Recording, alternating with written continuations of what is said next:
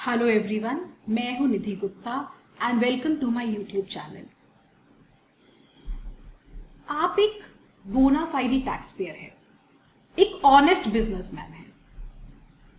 आप normal course में अपना ट्रेड कर रहे हो तो आपको बहुत सारे रॉ मटेरियल्स की ज़रूरत भी पड़ती है। आप वो रॉ मटेरियल्स प्रोक्योर करते हो, आपके पास माल भी आता है, बिल भी आता है, आप टैक्स भी पे करते हो, लेकिन फिर भी आपको डिपार्टमेंट से नोटिस आ जाता है।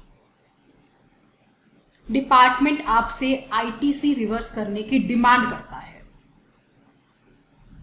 ऐसी एडजुडिकेशन करता है।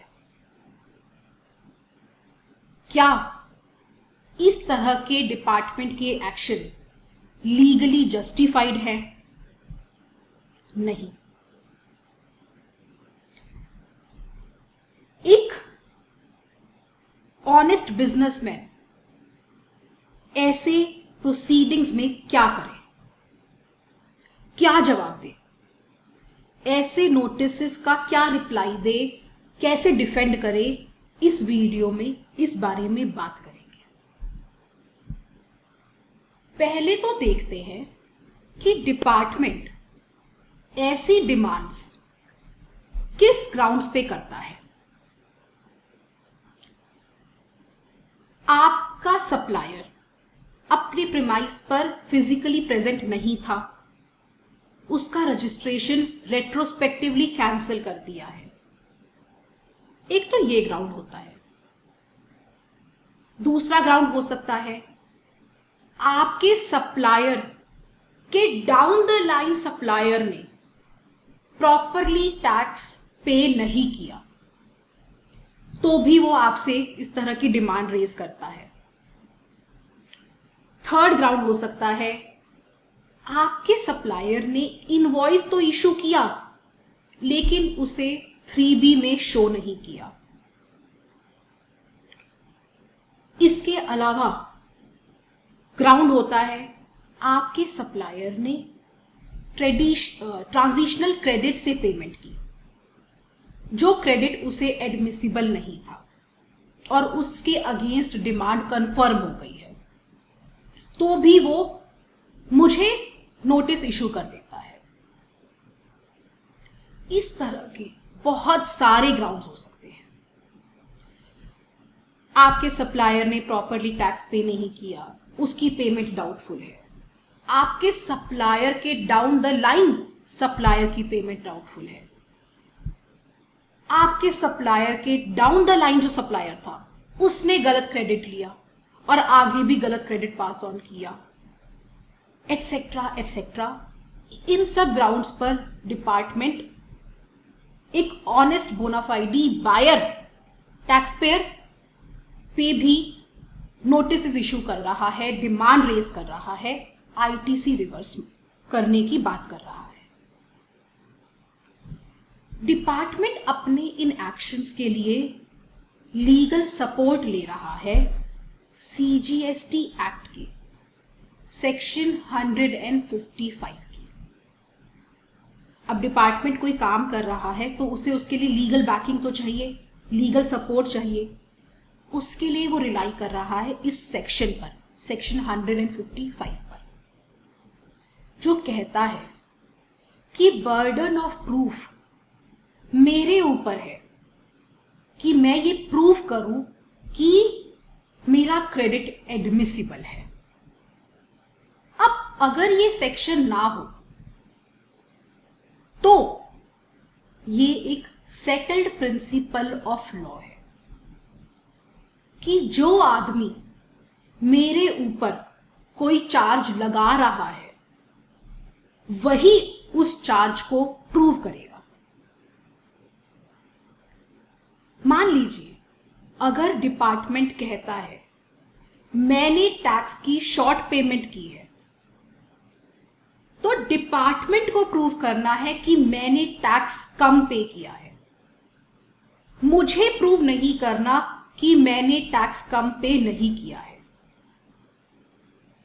Because negatives can never be proven. अगर कोई कहता है मैंने कोई कानून तोड़ा है तो वो ये प्रूव करेगा कि मैंने कानून तोड़ा है. मैं ये प्रूव नहीं कर सकती कि मैंने कानून नहीं तोड़ा है. Negatives can never be proven. मुझ पे एलिगेशन लगाने वाले को प्रूव करना पड़ेगा कि मैंने कानून तोड़ा है. ये एक सेटल्ड प्रिंसिपल है लॉ का. तो ये जो सेक्शन 155 है सीजीएसटी एक्ट का, ये इस सेटल्ड प्रिंसिपल का एक एक्सेप्शन है, क्योंकि ये कह रहा है कि बर्डन ऑफ प्रूफ मेरे ऊपर है कि मेरा क्रेडिट एडमिसिबल है. लेकिन ये कोई नई चीज नहीं है जीएसटी में जो हो गई है. ऑल्दो डिपार्टमेंट इसे ऐसे प्रोजेक्ट कर रहा है, वो ऐसे शो कर रहा है कि ये सेक्शन 155 जीएसटी में कोई नई चीज हो गई है जो पहले कभी नहीं थी, और अब इसके चलते पूरा ओनस मेरे ऊपर शिफ्ट हो गया है. ये सही नहीं है. जीएसटी से पहले भी इस तरह के प्रोविजंस थे प्री जीएसटी एरा में.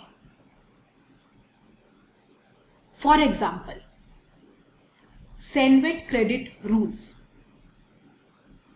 के रूल 9 का सब रूल 5 इस सेक्शन 155 के इन पैरामीटी है, आइडेंटिकल है. वो सब रूल 5 में रूल 9 के क्या कहता है कि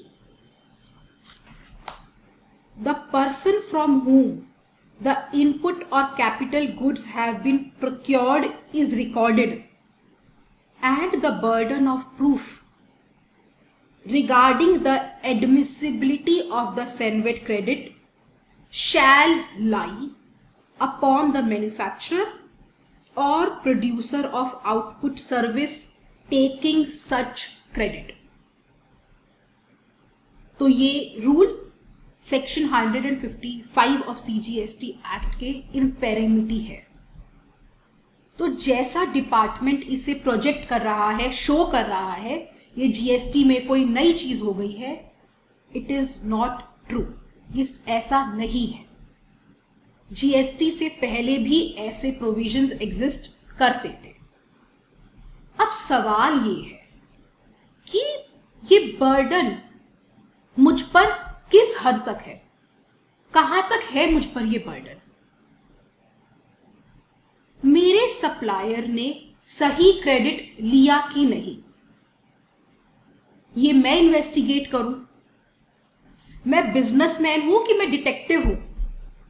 मैं एक बिजनेसमैन हूं, तो जितना एक नॉर्मल बिजनेसमैन से एक्सपेक्टेड होगा मैं उतना ही तो करूंगी. मैं डिटेक्टिव थोड़ी हूं मैं जा जाके इन्वेस्टिगेट करूं सप्लायर ने क्रेडिट सही लिया क्या, उसने टैक्स करेक्टली पे किया है क्या, उसके डाउन द सप्लायर ने अपनी लायबिलिटी डिस्चार्ज की है क्या. ये सब मेरा काम है, ये मुझसे एक्सपेक्टेड है एक बिजनेसमैन से. ये एक बहुत बड़ी प्रॉब्लम है, और उसी को ध्यान में रखते हुए है एक लीगल मैक्सिम, लेट्स नॉट कॉगिट एड इम्पॉसिबली. किसी आदमी को आप इम्पॉसिबल एक्ट करने के लिए कंपेल नहीं कर सकते. आप ये कह रहे हो कि मैं देखूं मेरे सप्लायर ने मेरा इनवॉइस चढ़ाया है कि नहीं चढ़ाया. कैसे देखूं? 2019 जनवरी से पहले तो कोई मैकेनिज्म ही नहीं था 2A का. अब मान लो उसने 2A में इनवॉइस शो कर भी दिया, तो उसने अपनी 3B में उसे जोड़ा है कि नहीं ये मुझे कैसे पता चलेगा? क्या इसका कोई मैकेनिज्म है? सेकेंडली, उसके डाउन द लाइन सप्लायर ने सही क्रेडिट पास ऑन किया है कि नहीं, अपनी लायबिलिटीज डिस्चार्ज की है कि नहीं, मैं ये कैसे चेक करूं? ये कोई मैकेनिज्म है इसका? ये पॉसिबल है? नहीं, ये इम्पॉसिबल है। और इम्पॉसिबल एक्ट करने के लिए आप मुझे कंपेल नहीं कर सकते। और इस पॉइंट पर बहुत सारी जजमेंट्स हैं। प्री जीएसटी एरा में तो थी ही, जीएसटी एरा में भी आ चुकी है। Punjab and Haryana high court की शिव एंटरप्राइजेस की जजमेंट, मद्रास हाई कोर्ट की DY बेथल एंटरप्राइजेस की जजमेंट। मैं एक बिजनेसमैन हूं, बिजनेसमैन की तरह काम करूंगी। मुझसे आप डिटेक्टिव वाली इन्वेस्टिगेशन एक्सपेक्ट नहीं कर सकते। You can not force me to do impossible acts. और ये जो सेक्शन 155 बर्डन ऑफ प्रूफ की बात कर रहा है, ये अनलिमिटेड नहीं है। ये किस एक्सटेंट तक है? CGST एक्ट का सेक्शन 16 का सबसेक्शन 2 कुछ कंडीशंस की बात करता है ITC अवेल करने के लिए। मेरे पास माल आया है, मेरे पास बिल आया है, मैंने टैक्स की पेमेंट की है, तो मुझे यही प्रूव करना है कि मैंने ये कंडीशंस फुलफिल कर दी हैं। सेक्शन 155 का जो बर्डन ऑफ प्रूफ है वो इसी एक्सटेंट तक है कि मैं ये प्रूव करूं कि ITC अवेल करने के लिए वो सेक्शन 16 की कंडीशंस मैंने पूरी कर दी है। इन दोनों सेक्शंस को आप एक साथ पढ़ोगे। अब सवाल आता है, एक बहुत बड़ा इशू है। मैं कहती हूं मैंने माल मंगवाया एक सप्लायर से, उस फैक्ट्री से, पर वो फैक्ट्री वहां है ही नहीं, वो सप्लायर वहां है ही नहीं। वो फैक्ट्री किसी लेबरर के नाम पे है, किसी रिक्शा वाले के नाम पे है। बेसिकली बिलों का धंधा करने के लिए वो सब हो रहा है। ये सच्चाई है, इट इज हार्श ट्रुथ। मैं कह रही हूं मैंने माल मंगवाया है, लेकिन उस प्रीमाइस पर कोई है ही नहीं, वो फर्म किसी और के ही नाम पर है। ऐसे में डिपार्टमेंट मुझसे सवाल पूछता है। ये बहुत बड़ा इशू है। यहां हमें यह देखना होगा कि बिजनेस आखिर चलता कैसे है। मैं एक व्यापारी हूं, मैं एक बिजनेसमैन हूं, मैं माल खरीदती हूं। अब मुझे माल चाहिए, सप्लायर मार्केट में बैठा हुआ है, मैं उसे बोलती हूं मुझे इतना इतना इस क्वालिटी का माल चाहिए। वो कहता है कोई प्रॉब्लम नहीं है, मैं भेज दूंगा, और वो मुझे माल भेज देता है। अब लेकिन 4 अलग अलग फर्मों से माल आता है। मेरे पूछने पे वो बताता है कि मैडम कोई बात नहीं, ये सब मेरी परिवार की ही फर्में हैं, मेरी फैमिली की फर्में हैं, आप इन अकाउंट में पैसे ट्रांसफर कर दो। मैं कर देती हूं। अब वो जो फैक्ट्री का एड्रेस है वहां कोई नहीं है, तो इसमें मेरी क्या गलती है? मैं एक एक जगह जाकर चेक करूं कि वहां फैक्ट्री है कि नहीं? मैं बिजनेस करूं या माल मंगवाने से पहले हर फैक्ट्री पे जाकर चेक करूं कि वो फैक्ट्री वहां है कि नहीं, उसका मालिक कौन है? Am I suppose to do that? मैं कह रही हूं वो आदमी है, एग्जिस्टेंट है, मैंने उससे बात की है, मैंने उससे माल मंगवाया है। उसने क्या किया? बिल किसी और नाम से दे दिया, कैश में माल खरीद कर मुझे सप्लाई कर दिया। उस एड्रेस पे वो फैक्ट्री नहीं है, फैक्ट्री का ओनर कोई रिक्शा वाला है, कोई लेबरर है, उस आदमी का एम्प्लॉय है। तो ऐसी सिचुएशन में मेरी लायबिलिटी क्या है? मुझ पर बर्डन किस हद तक है? मैं बिजनेस कर रही हूं, मैं बोनाफाइड टैक्स पेयर हूं, आपने उसको रजिस्ट्रेशन दिया, उसका रजिस्ट्रेशन है, उसके पोर्टल पर भी आया, मेरे पास भी आया। अब वो फैक्ट्री उसके नौकर के नाम पर है, लेबरर के नाम पर है, वहां पर फैक्ट्री नहीं है, जिसके नाम से बिल कटा है वो आदमी नहीं है। क्या ये सब सफिशिएंट है मुझ पर लायबिलिटीज फास्टन करने के लिए? अब इस पॉइंट पर ढूंढने जाएंगे तो डायरेक्टली आईटीसी में तो जजमेंट नहीं मिलेगी। लेकिन मैं यहां एक बहुत इंपॉर्टेंट एस्पेक्ट डिस्कस करती हूं, जिससे हमें यह समझ में आएगा कि मेरी लायबिलिटी किस हद तक है। कस्टम्स ब्रोकर के बारे में अगर आपने सुना हो तो कस्टम्स ब्रोकर में केवाईसी के नॉर्म्स होते हैं। कस्टम्स डिपार्टमेंट खुद तो सब कुछ चेक नहीं कर सकता, सारी प्रोसीडिंग्स को कंप्लाई नहीं कर सकता, तो इंपोर्टर और एक्सपोर्टर और कस्टम्स डिपार्टमेंट के बीच में एक बहुत बड़ी कड़ी है, बहुत इंपॉर्टेंट लिंक है ये कस्टम्स ब्रोकर। कस्टम्स ब्रोकर को केवाईसी में इंपोर्टर या एक्सपोर्टर का एड्रेस वेरीफाई करना होता है, वो कहाँ है, उसके और डॉक्यूमेंट्स वेरीफाई करने होते हैं। लेकिन फिर भी कस्टम्स में बहुत सारे फ्रॉड हो जाते हैं।